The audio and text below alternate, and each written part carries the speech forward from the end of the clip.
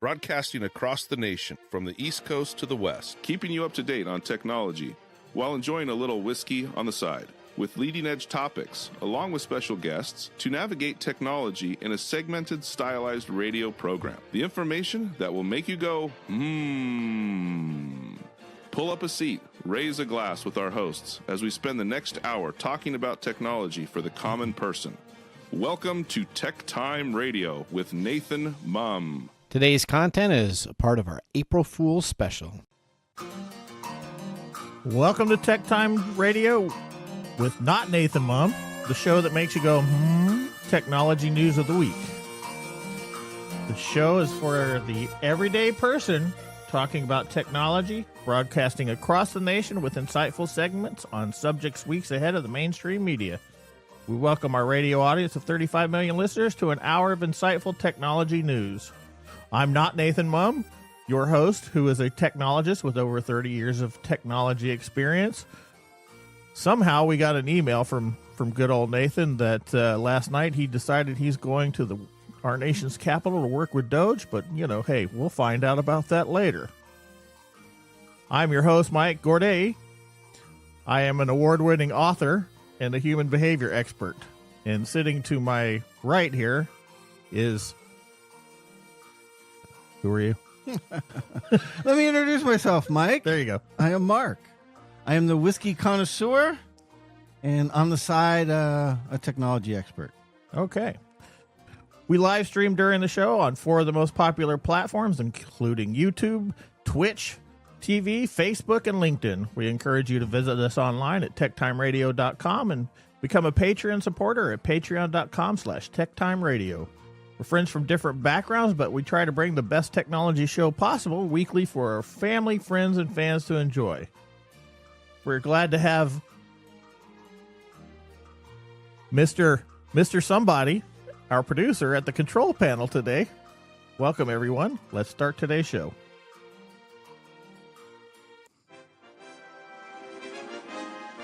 Now on today's show.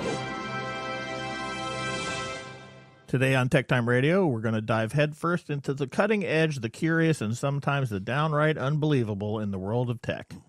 On today's show, how an AI tool helped uncover a groundbreaking treatment for a rare disease. We'll discuss the controversy surrounding 23andMe's court win and their unfortunate ability to sell DNA data and what it means for your privacy. Then Elizabeth Bieniek, a leader in tech innovation, joins us to share her journey and insights. Plus, we'll explore Signal in depth to see how this chat app, all in the news now and used by U.S. officials to share strategies and introduce the futuristic microchip manicures turning your nails into QR codes.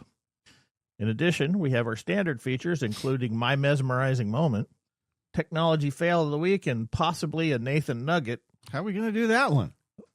All things are possible in the world of media. Or just bash a nugget on Nathan's head. We'll just bash Nathan with a nugget. For him ditching us today. And, of course, we have our pick of the day whiskey tasting to see if our selected whiskey gets 0, 1, or 2 thumbs up at the end of the show. And it looks like from the spread here, it's one of those spreads. Yes, it is. I wasn't here last week, and you guys didn't miss me, so I thought, well, maybe if I bring more whiskey, okay, you guys will love me. Is that like whiskey goggles, like beer goggles? Whatever I can do to get your love, Mike. Okay, all right. Well, now it's time for the latest headlines in the world of technology. Here are our top technology stories of the week. Welcome to our technology stories of the week. Story number 1. Reports say that Elon Musk announced on Friday that last week he sold his social media platform X to his own artificial intelligence company, xAI. Let's go to Lisa Walker for more on this story. Elon Musk on Friday announced he has sold his social media platform X to his artificial intelligence company, xAI. The new company is now valued at $80 billion in an all-stock transaction.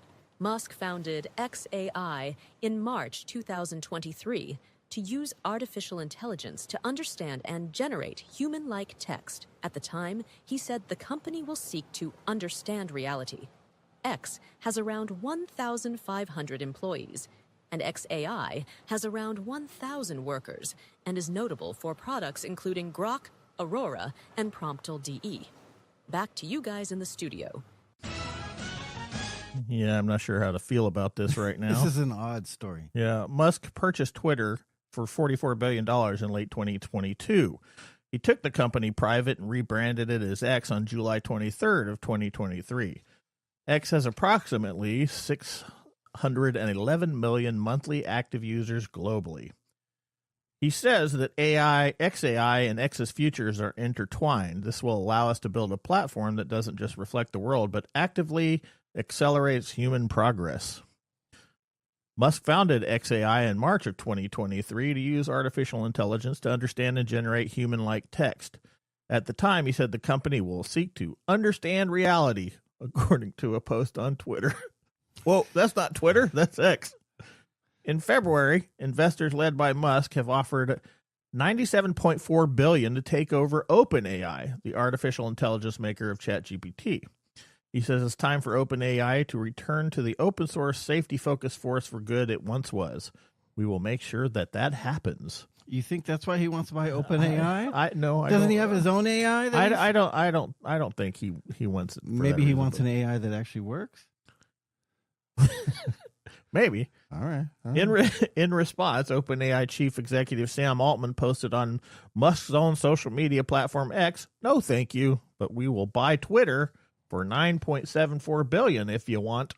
Oh, that's a nice discount from what he bought it for. No kidding. In 2015, Musk and Altman co-founded the startup OpenAI as a nonprofit company, but the relationship has chilled since Musk departed the firm in 2018. The ChatGPT tool debuted in November of 2022. Musk, who is worth $347.7 billion according to Forbes, is the largest shareholder of Tesla, the electric vehicle company, and is the CEO of SpaceX. So I don't know how we all know how I feel about AI. Yeah, it's just interesting that you own two companies and one of your companies buys the other company. Is it really a purchase or is it more of a merger? I kind of feel like he's outsourcing it so that he can have his AI generated reality machine take over for X, and then it can do all the texting that he normally does. Right. So it makes sense that he brings the two together. Just to say that one sold to the other is a little strange. The other one that people are talking about, it's a little weird that the XAI purchased X. Mm-hmm. Most people thought it was going to be the other way around because X is a much bigger platform than his XAI, which is just a startup, and that's more of a support organization. I don't know. I have a feeling it has more to do with how X has been being run into the ground over the last couple of years.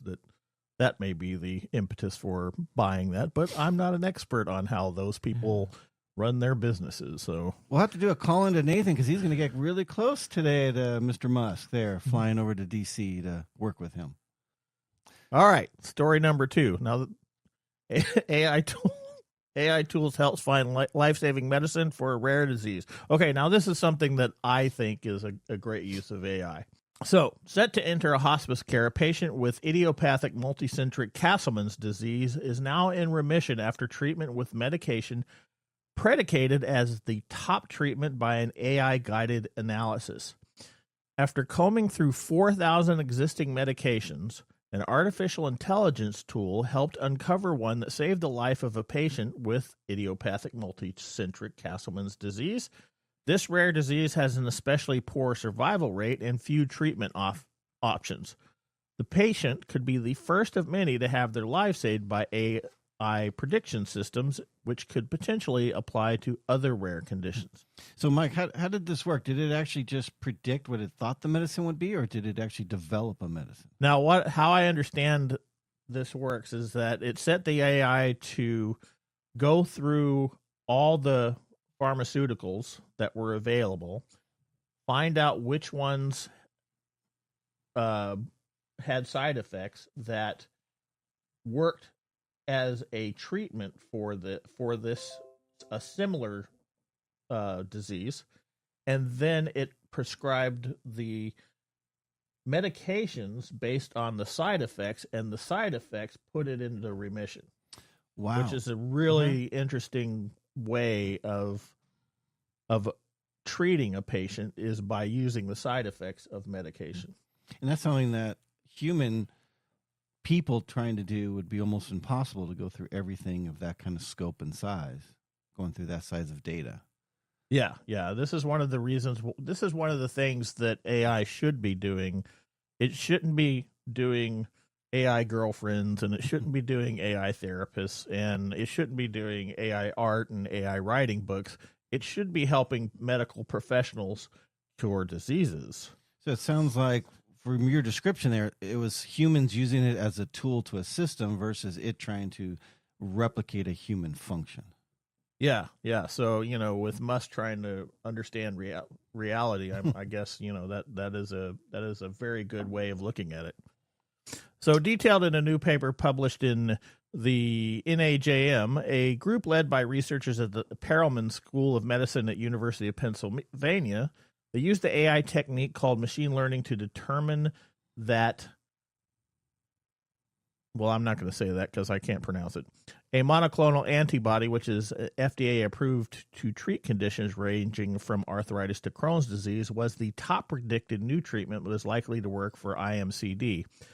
The physician of the patient in the study, Luke Chen, MD, a hematologist in Vancouver General Hospital in Vancouver, BC, decided to try this TNF inhibitor for the first time on an IMCD patient. Ooh, came from Canada.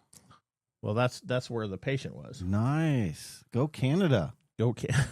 The patient in this study was entering hospice care, but now he's almost 2 years into remission. This is remarkable, not just for this patient in IMCD, but for the implications it has for the use of machine learning to find treatments. The process of using an existing drug for a purpose other than its initial intent is called drug repurposing. Many diseases may appear very different in symptoms, prognosis, or even cause, but they could share underlying links in the body, such as common genetic mutations or molecular triggers, and can therefore be treated with the same drug. The AI platform used in this study was built upon pioneering work by study co-authors Chunyu Ma, a research assistant, and David Kozlicki, an associate professor of computer science and engineering biology at the Huck Institute of Life Sciences, both of Penn State. The patient described in the study was headed into hospice care because multiple treatments had failed him over time. While Castleman's disease is relatively rare, about 5,000 are diagnosed in the U.S. each year, the findings of the study could save the lives of many more. Do you know if they've gone beyond just one patient at this time? No. Okay. No, it doesn't look like. I'm sure there's going to be a lot more testing.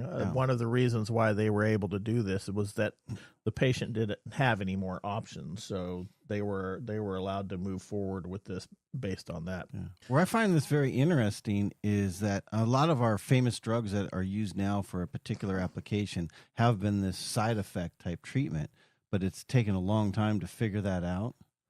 Yeah, well, it's interesting because one of the things that you notice when you see folks that are taking treatments is that you have the primary treatment pharmaceutical, and then you have another pharmaceutical that treats the symptom or the side effects of the first one, and then you have a third one that treats the side effect of the second one and the first one. And so you have this long list of you get people who have a long list of medications because of all the side effects, and then you have this drug cocktail that nobody really knows what's going on.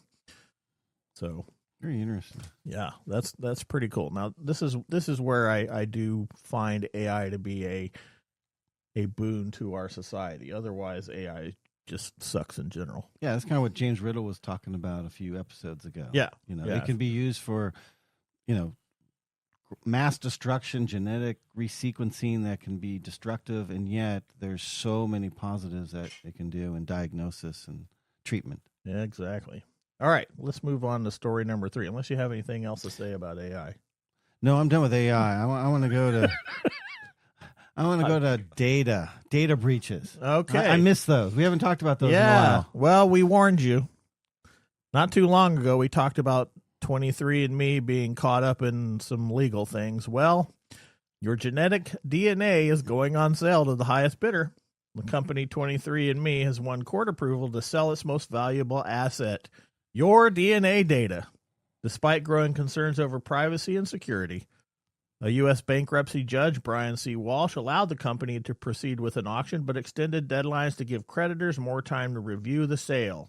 Hopefully that gives people time to get their data out of there. Well, as part of the sale process, 23andMe originally set tight deadlines, requiring potential buyers to submit final offers by May 7th. Nevertheless, Walsh ordered a 2-week extension, allowing creditors more time to assess the deal before a final decision. A lawyer from the U.S. Trustee's office argued that a neutral third party should oversee the sale to protect consumer privacy. Despite these concerns, 23andMe's legal team, led by Grace Hotz, argued that the company's privacy policies already provide enough protection. Meanwhile, state attorney general have warned consumers to delete their genetic data before the sale is complete. This has triggered a rush of users trying to remove their information from 23andMe's website, causing a surge in traffic, which probably means a slowdown on the website, which probably means an overloaded response time. Yeah, I'm just wondering, I'd love to go back and read the judge's decision, how, because 23andMe had legally told the people they would not be selling that data at all. We've been alive long enough to know that when people say stuff, you automatically have to take it with a grain of, or a whole shaker of salt, right? Because people say stuff and then they do the complete opposite. We see it all the time. Right, but this has major legal implications. I think this is a really, really, bad thing. But, we talked about this last year, I think at the beginning, somewhere around the beginning of last year, when this all started falling apart for 23andMe. And we had a big conversation between not only us, but maybe James. Maybe James was part of that. Mm-hmm. Yeah. Okay. Yeah, it just seems the U.S. is going in a direction of anti-consumer protection. And so really, if you want to do something of this, I would probably look for a European company, because they are really pushing with their security protocols and protection of your data. I don't know. We all know that our data is the hottest commodity on the market. So, and we in 23andMe use that as currency. Yeah, versus privacy. Yeah, and I'm pretty sure that we talked about 23andMe having connections to China. So, Hey guys. Who knows? Hey guys. Oh, is that? What's that? Hey guys. Hey. So I'm at a secret bunker. I'm trying to call in here for TechTime Radio. I got a bunch of stuff. I went in to help the government, and they put me in this bunker, and I'm stuck here. Maybe you should talk to us on Signal. We're going to be talking about that coming on up. Thanks for. I'm going to see if I can maybe get in for or say a segment. Okay. Okay. You gotta do the whiskey. Take a cough drop while you're at it. Okay. Thanks, guys. Okay.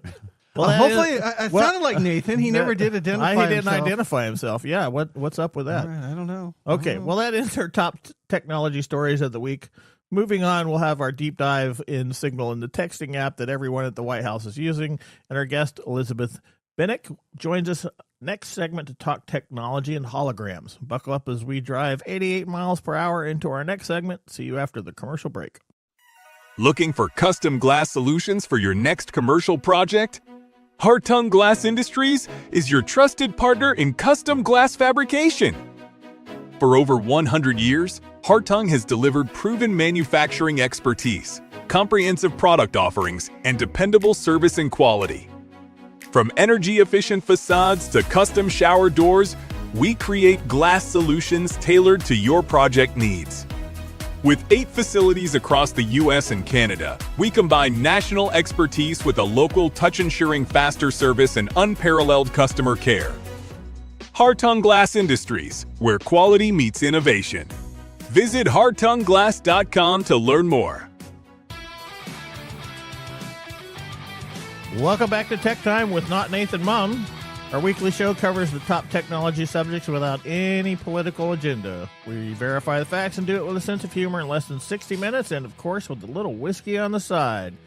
Today, Mark Gregoire, our whiskey connoisseur, is back in our studio here and has our monthly tradition. Mark, explain why we're drinking a lot of whiskey today. We are doing the 2024 Flavor Advent Calendar, and this is our round 4. So we're using this whiskey Advent Calendar with 24 remarkable whiskeys to use for our year-long blind whiskey competition to see which one you or Nathan like best. Now, come along the ride for once a month while we uncover new tastes and train their senses to become true connoisseurs. Today is round 4, where they'll choose a winner to move on to the semifinals. If they disagree, generally I'm the decider, but with Nathan MIA, I guess I get to drink the whiskey today. I'm so excited. Now, today, Mike, most of our samples are rye whiskeys. Now, let's be clear. Rye is a whiskey. There's a huge myth out there that rye is not a whiskey, which is also perpetuated by the lyrics in Don McLean's classic song, American Pie. And them good old boys were drinking whiskey and rye. Whiskey and rye. Now, McLean may have said whiskey and rye for poetic rhyme and lyrical flow. It sounds more folksy and lyrical than just whiskey. So that's what we have. So, Mike, feel free to take a sample throughout the show. Hey, guys. Oh. So I can't talk a whole lot here. I'm working for our secret government. Okay. I came in here last night and I realized that I'm the only one here. Everything's been moved out. I'm in a bunker. They gave me the shirt when I came in here, and I'm ready to go. They said, just stay down here until everything is clear above. How's the air above this bunker? Are you wearing a vault jacket? Well, this is standard issue here. Standard issue. So this is where I'm going to have to become Fallout jacket. Well, is that what it is? I don't know. So Mark, I can't taste the whiskey. So you're going to have to taste the whiskey, because they said on my orientation that I had to go through. I learned all about Signal, so I'm up to speed on Signal now. Everything that they taught me, I can't have any alcohol while on the job right now. Okay, all right. So I'll cover you on that, Nathan. Problem. I'm sure Mark has no problem with the whiskey. So. Okay, great. All right. Especially today being rye. I love rye. Awesome. Okay, well, why don't we do something else and move on to our feature segment? What did you guys taste all your whiskey yet? No, we're having a discussion about where it came from, and about your funky vault. Okay, well, keep on going. Mark, tell us a little bit more about the whiskey. Well, that's under the Mark Mumbles when we talk about the whiskey. Okay, itself. all right. Yeah, get a clue, dude. All right. Well, are you guys now ready for our feature segment? Yeah, I think I said that a few minutes ago. Okay. Yeah. Well, you know what? Let's get ready for our feature segment. Today, we have an expert joining us. All right. This expert comes to us. Elizabeth is a pioneer in technology space, having startups with Cisco's multi-billion-dollar collaboration and security business. Her expertise lies in building and empowering teams that efficiently navigate internal corporate workings to operate, much like a startup, and delivering bleeding-edge products and solution. Now, what if you could enhance our online social interactions by migrating to something that feels a lot more human? Wouldn't that be just great? All right. Guess what? Let's get ready to start our next segment. Welcome to Technology Insider. We get the information directly from the source. All right, Elizabeth, welcome to our April Fool's event. Hopefully you're enjoying our funny group that we have here today. But welcome. Tell us Nathan's madcap. What's that? A stretch to say Nathan's madcap. Hey, I'm in a bunker right now working for the government. I'm the only a lot of liquor behind you. You know what? I'm the only employee here right now employed, because all the rest were let go. So you know what? Are the walls of your bunker soft by any chance? They are. Why? Is that something to be worried about? I just wondered, do you have a jacket with long arms? I do have a jacket with long arms. All right, that's all I need. Right. Okay, Elizabeth, welcome to the show. Where are you joining with us from today? Hello, gentlemen. Thank you for having me. I am joining from the wonderful, sunny Austin, Texas. All right. And I'm definitely from this world of innovation and disruption, which is why I was risky enough to join on April Fool's. There you go. All right. Well, welcome so much to be a part of our show. Now, let's talk a little bit about WebEx, right? So you're working. I was scouring the internet and the dark web, since I'm the only person here for the United States government now working here. And I did find an article that came on up that talked about WebEx and holograms. I had spent quite a bit of time at Cisco. My focus there was in the collaboration department, looking at innovation, looking at the future of collaboration, what could be disruptive and what could really change the way that we collaborate today. That led to really digging into the world of augmented reality, and ultimately ended up building the WebEx hologram product with the wonderful, very creative team there. And we were kind of like you, in a bunker, building it for most of the time. It was very much in stealth mode for quite a while. But I can explain what I mean by a holographic system if you'd like. Yeah, absolutely. Because, I'm a big Star Trek, The Next Generation fan, right? So is it like the holodeck room where Picard goes on in there with Riker and they have the crazy stories and everything that you can talk about for a story plot? Or is it something a little less involved than that? Well, I don't want to get into the Star Trek versus Star Wars whole genre, but okay. I did have a lot of Jedi Council in my original pitch decks for when we wanted to create this. It is along those same lines if you think of a hologram, not fuzzy blue-green, but actual real color.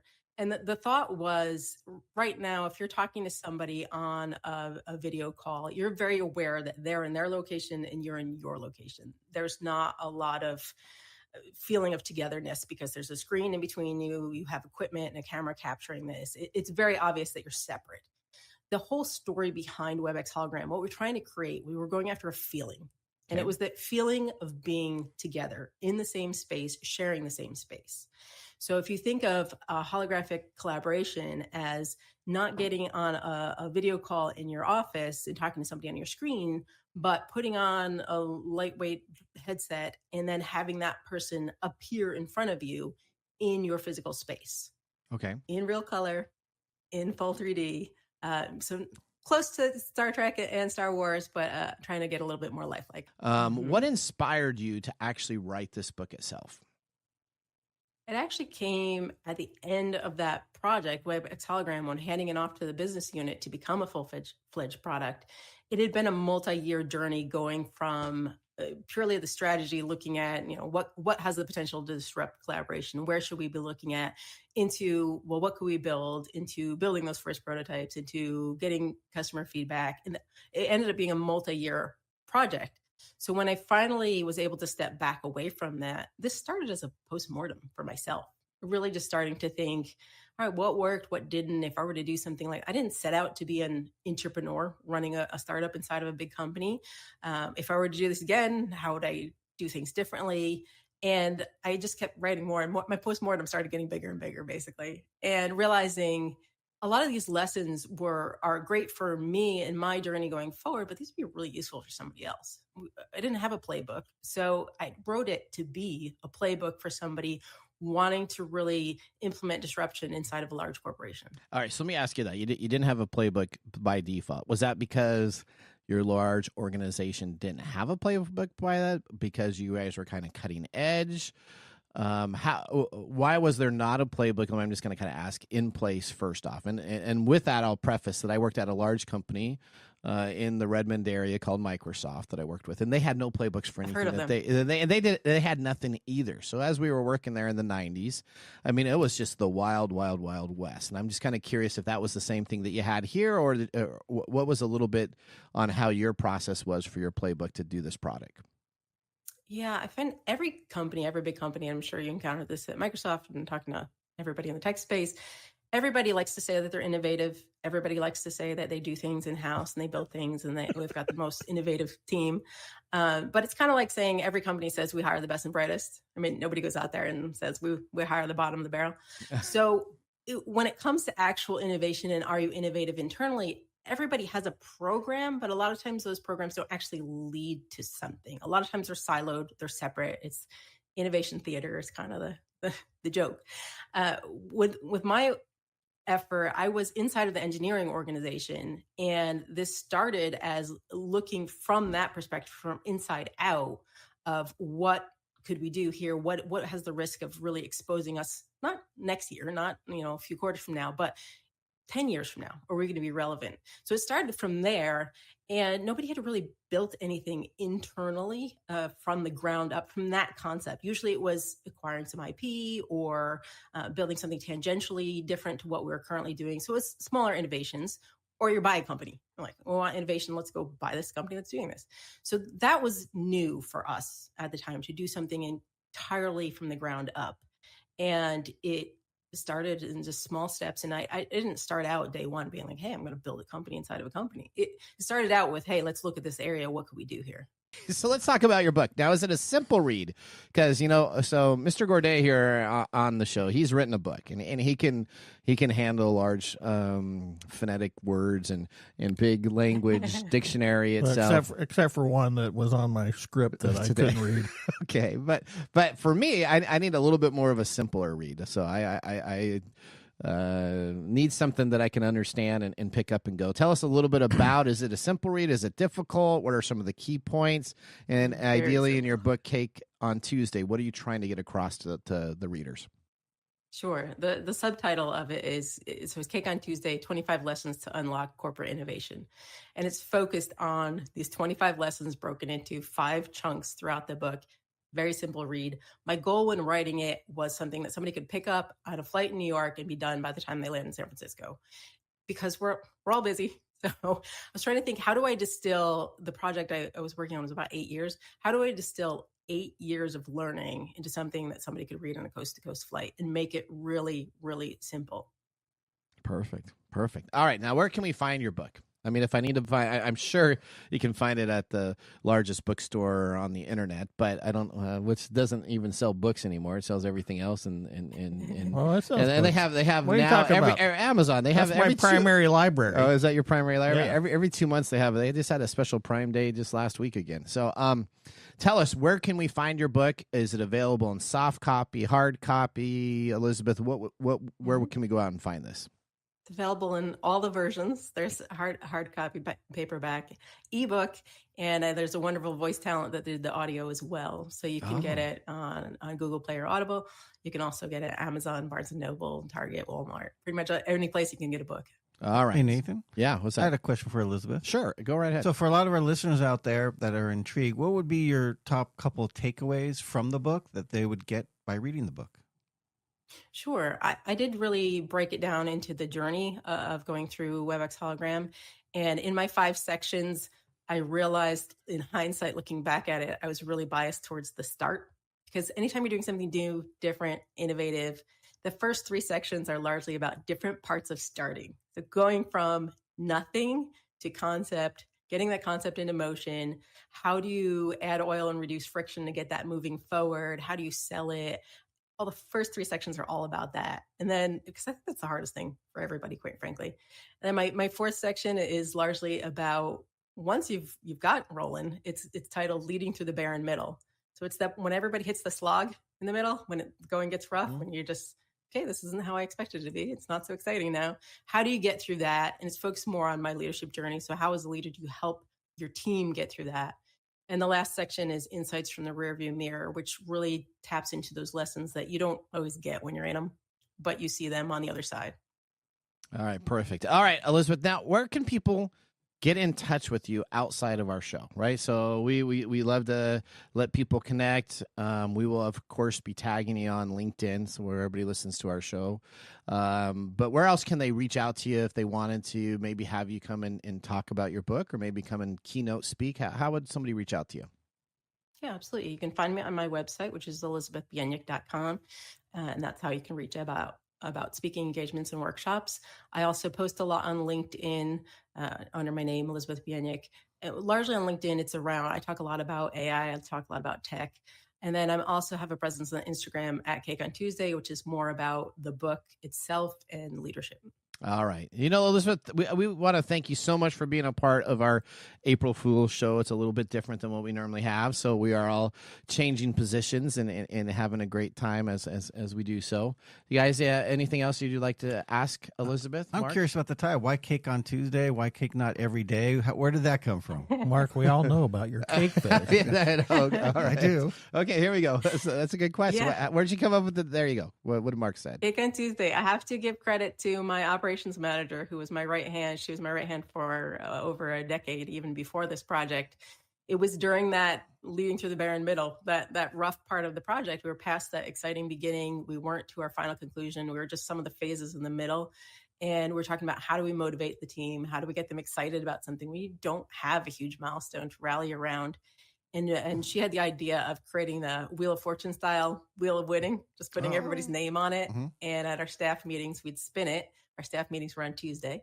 If it landed on your name, we would send you a cake. we're a global team, so we had people spread all around the world, and a cake would show up at your door later that week. And it's a way to just have Mark's some all fun, excited have about some that. He's celebrate. like, hey, I got to do that right now. There you go. Where's your operations manager working now, and does she have openings?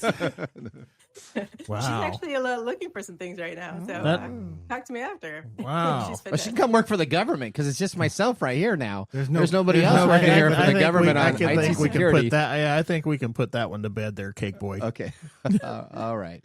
Well, Elizabeth, from all of us here at TechTime Radio, we really appreciate you joining the show. Thank you so much. Have a great day. Thanks, Elizabeth. Now that Elizabeth's done for Cake on Tuesday, nothing's better than our Mike's mesmerizing moment.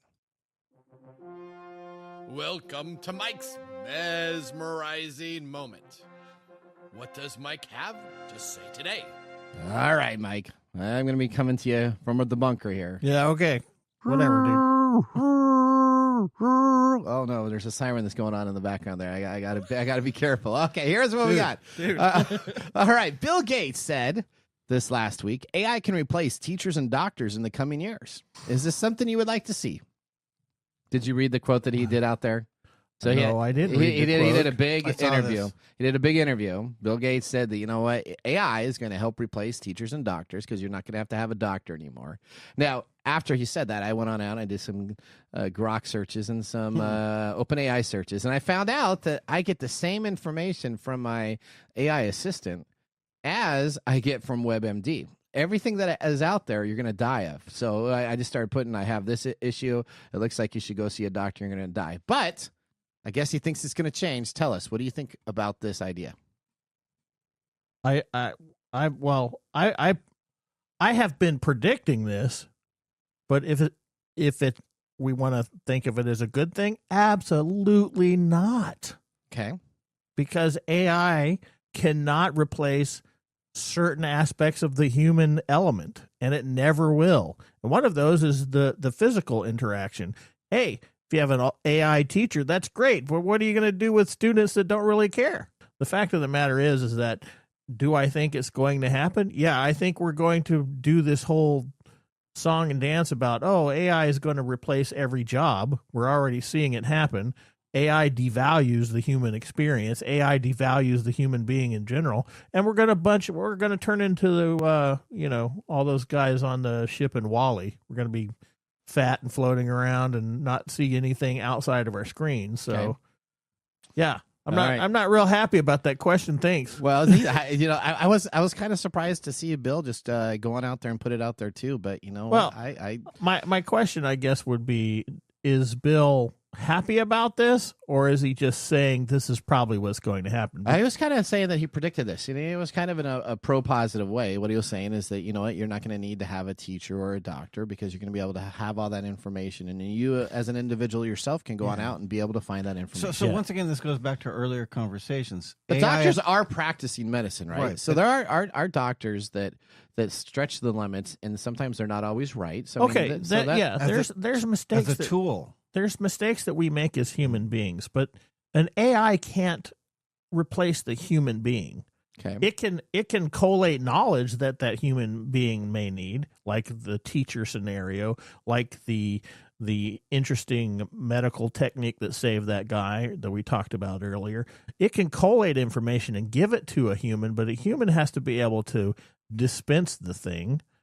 Well, until Elon gets all of his robots out there and it takes over and, whatever. Yeah, but Mike, I think to prove your point, teachers is a good example of this. We all have that special teacher that really changed our life. That won't happen with AI. Number two, you saw during COVID, remote learning. So it's still live teachers, but remote learning and the detriment that brought to the kids at remote learning. Now take away the human element of that and put that by a machine, you're going to have even more detriment. All right. Okay, Mike, thanks for that mesmerizing moment. Up next, we have This Week in Technology. So now would be a great time, and I wish I could be enjoying a little whiskey on the side as we're going to be doing so during the break. You're listening to TechTime Radio with Nathan Mumm.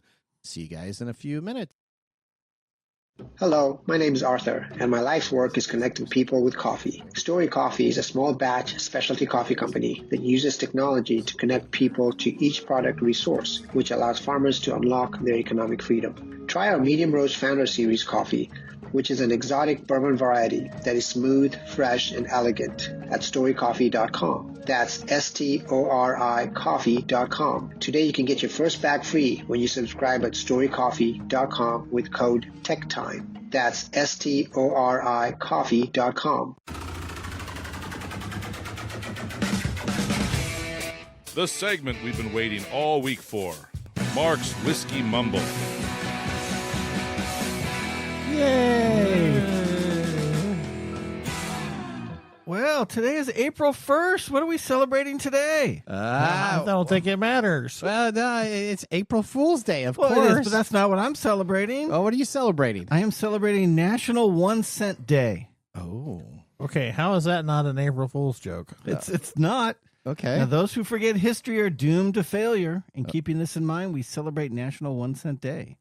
We honor a major point in the establishment of the American currency, even though it's been discontinued now. The story behind begins with Benjamin Franklin, who designed it, all the way to Abraham Lincoln, who is on it now. At one point, the coin used to be called the flowing hair dollar because of the image of the Statue of Liberty on it. Okay. Okay. Now, another history lesson we should keep in mind, in the late 1700s, George Washington was one of the largest producers of rye whiskey at his Mount Vernon distillery. Yeah, he would have to be. So, father of the American country, you know. Yeah, I'm probably pretty sure he was needing some help there. So, like I said, we have a lot of ryes here. So, do you want me to tell you what's in each glass or just tell you what the 4 whiskeys are and you guess? You get to choose. Well, you can whatever. This is All your right. bumble. Well, right now, Mike's has the shot glass, and that's kind of his leading one. So That shot glass is my worst. Here in the bunker, that I'm makes not sense. drinking. Yeah. Although I just heard Elon Musk is now going to let me go. I got a notice that just came through here, so I'm going to be let Did you go get here. a pink slip.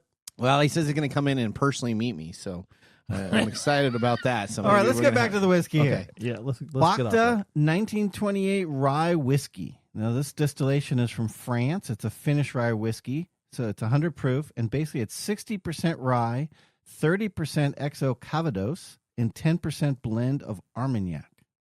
And the Armagnacs are 5 different distillations going all the way back to 1928. Nice. That's a very complex one. In the jam glass, that's the little jar jam glass. That is New York Distilling Jaywalk Rye. So that's from New York. It's a straight rye whiskey, 68 years old, 92 proof. It's 75% New York rye, 13% corn, 12 malted barley. Do you know what? There's aliens that live in New York. I just came across my desk right here. Oh, okay. Military breaking news. All right. In the Glen glass in front of you is American Metal Whiskey. Oh. Distilled in Tennessee. It's a straight Tennessee whiskey, 4 to 5 years, 90 proof, 80% corn, 10 malted barley, 10% rye. And then in the water glass that I think Nathan is slightly liking. I think Nathan might. Nathan, put your jacket on. I go. Whoa. Okay. All right. Yeah, that's the one I like. Yep, that's Stork House Rye Whiskey. That is distilled in Germany. It's a straight rye whiskey, 4 to 5 years, 90 proof, 100% German rye. Oh. I don't care. Where did that come from? What the heck, Mike? Well, I kind of like that one, to be honest. All of these are pretty good. They're all actually. pretty good. I'm having trouble. I'm having trouble deciding which one I like. This is my number one. So you still got a little bit more time to come up. Otherwise, I'm going to have to taste them and figure out which one's the best. I think that's the best. Well, all right. Yeah, you just slammed it. So that was really good. I tasted all of them, and that was the only one that I could really slam. All right. Well, do you have anything else to tell us, Mark? No, that is it for now, Nathan. Okay. Back to the bunker. yeah, Okay. happy coin day, buddy. Back to your silly... A penny. Just think of a silliness. whole penny. Now, if you collect 50 pennies, do you know how much you have? 50 2 pennies. quarters. You have 2 quarters. That's right. Oh, it's a good thing you can do math. That's very helpful in your What do you? vault. I really couldn't do math, but Mark helped me. Okay, here we go.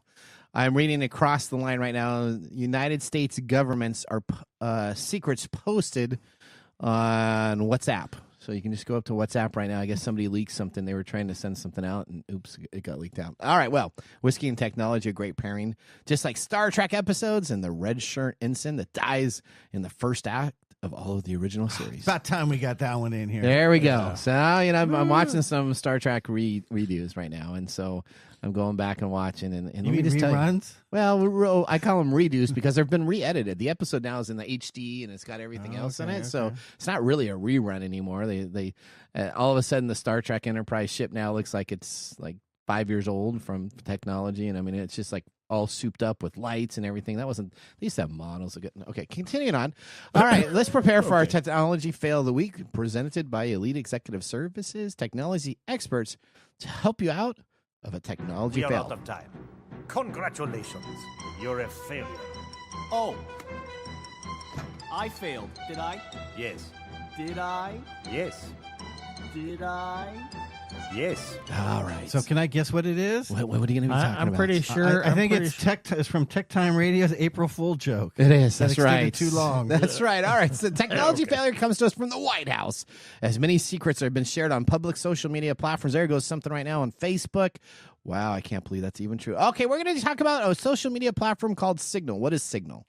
It's an app that is used by United States officials to share attack plans with media and anybody else because clearly our people did not know how to use a basic app service. Now, this app is used for direct messages and group chats, as well as phone calls and video calls. Just think of all the private information that is stored on these servers. Now, it is nice to know that this is a nonprofit, so at least hopefully it's not going into the wrong hands. But let's talk a little bit about this cool new app.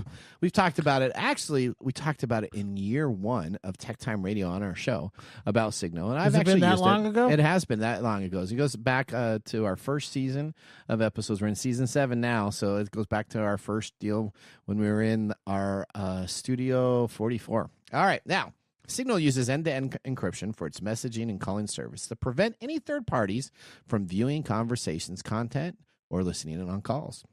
In other words, messages and calls sent to Signal are scrambled, and only the sender and recipient of each end will have the key to decipher them. Signal's encryption protocol is open source, meaning that it's freely available for anyone to interact with or modify. That means the encryption protocol is used by other popular chat forms, including Meta's WhatsApp platform. Now, Signal has features that are found in other messaging apps, but it also has the ability to host up to 1,000 people on a message at a time. So if you have 1,000 friends, so you can put the whole... So you can add a lot of journalists in there. You can put a lot of journalists in there. Yeah. You can add them all to your list. You can have up to 1,000 people that you send to. What's really interesting about this is that you can actually set on the settings to have your message automatically disappear after a certain amount of time. Mm-hmm. Now, I don't want to say that's illegal to do with the United States government information that you're always supposed to keep, but if you'd be using that and it was configured to have this option enabled and the information deleted, I guess you would just say, well, you know what, I didn't realize that was the settings for the app. Now, government officials have used Signal for organization correspondence, such as scheduling sensitive meetings, but in the Biden administration, people who had permission to download it on the White House-issued phones were instructed to use the app sparingly, according to a former national security official who served in the administration. The official was requested for anonymity to speak on these methods, probably because, just like me, he's hiding in a bunker. Said Signal's most common use is to notify someone back in the Biden administration that they should then check for classified message sent through other means, including our nation's secured email system. Probably the idea of having an alert that says, hey, you have a secured email, go check it out, would probably be a perfect way to use this application. I don't think you should be using it to send information back and forth that are really sensitive because guess what? It is not controlled by our nation's government. It is a nonprofit open source code that's available. Now, who's behind Signal? The app originally dated back more than a decade when it was set up by an entrepreneur who goes by the name of Moxie Marlin Spike. Yeah, that sounds like a real name. No. So the person that even created this doesn't even want to know who their real name is. Who was briefly head of product security at Twitter after he sold his mobile security startup for the social media company. Marlin Spike merged two existing open source apps, the Red Phone encrypted voice calling app and the Text Secure encrypted texting program, to create Signal. Now, according to John Ratcliffe, as of 2025, Signal is installed by default on the devices of most CIA employees, and its usage is covered by standard onboard training, the same training that I had late last night. So here we go. My phone right here is secure with Signal now, so that's the only way I can communicate with anybody outside of my bunker. Oh, that's great because I don't have signal on my phone, so that's It means perfect. We can't talk anymore. That's right. This is what a good day. All right, so we're going to head out to our last commercial break. When we return, we have our Nathan Nugget and, of course, our pick of the day. So sit back, raise a glass. You're listening to Tech Time Radio with Nathan Mumm. How to See a Man About a Dog. It combines darkly comic short stories, powerful poems, and pulp fiction prose to create a heartbreaking and hilarious journey readers will not soon forget. Read How to See a Man About a Dog, Collected Writings, for free with Kindle Unlimited. Ebook available on Kindle, print copies available on Amazon the Bookpository, and more. This is your Nugget of the Week. All right, our Nugget of the Week. You know what? Who needs a smartphone when you can have smart nails? The NFC manicure is the latest trend to bring manicuring to the tech world. NFC stands for Near Field Communication. It's an ultra tiny tech chip that. I'm getting a little drunk in this bunker here. Don't be. What are you doing? So don't be messing with me. I hit this big red button right here. What are you even talking about? Okay, so here we go. NFE stands for Near Field Communication.